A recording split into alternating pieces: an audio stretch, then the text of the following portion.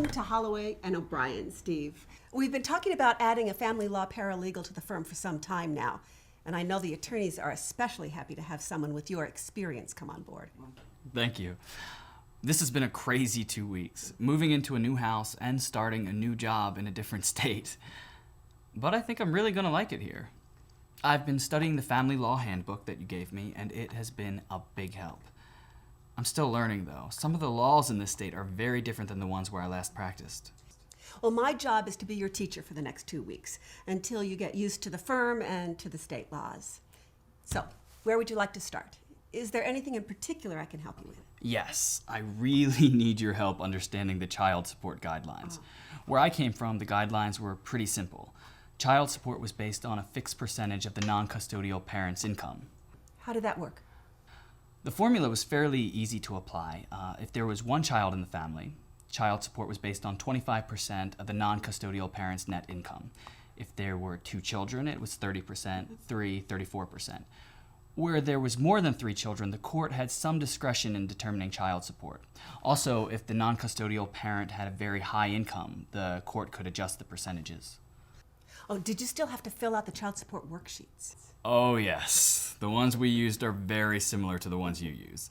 So that's a big help. There's still a lot of work for the clients, and for us. Absolutely. We've got some good software now that crunches the numbers for us. But I still have nightmares remembering filling out those worksheets by hand, and then I had to run the numbers with a calculator. Not the good old days, right? Could you tell me a little more about the income shares approach to child support? From what I've read, it seems pretty complicated. It is complicated. We adopted the new guidelines in 2006, and it took everyone a little while to get used to them. But we've got some case law now that help fill in some of the gaps in the statute. Basically, the first step is to determine the adjusted gross income of both parents. But unless both parents have straight W-2 income, that can be a very complicated process.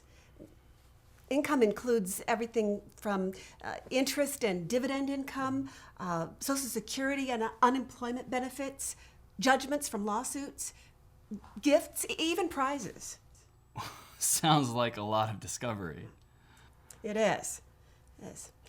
Once those 2 numbers are determined, we combine them, and that becomes what we call the combined adjusted income.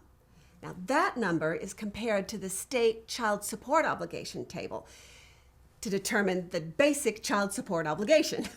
Are you with me so far? I think so. Then you determine what each parent's share of the child support obligation is, right? Right.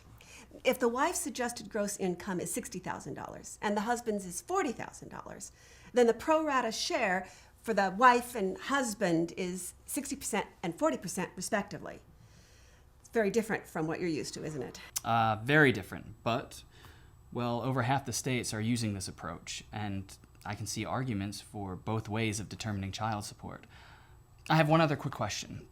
Where I came from, child support ended when the child turned 18, even if the child was still in high school. Does it work the same way here? That's a good question. No. Our statutes allow for child support to continue till age 21 if the child is a full-time student or is attending class regularly. It gives the custodial parent a bit more breathing room. Personally, I don't think there is a way to be perfectly equitable when it comes to determining child support. There are so many variables and intangibles. And so many emotions. You know, for me, working on child custody and child support is the hardest part of this job. Well, I've got a lot of studying to do. You know, you look like you could use a break. How about some lunch? I'm right behind you.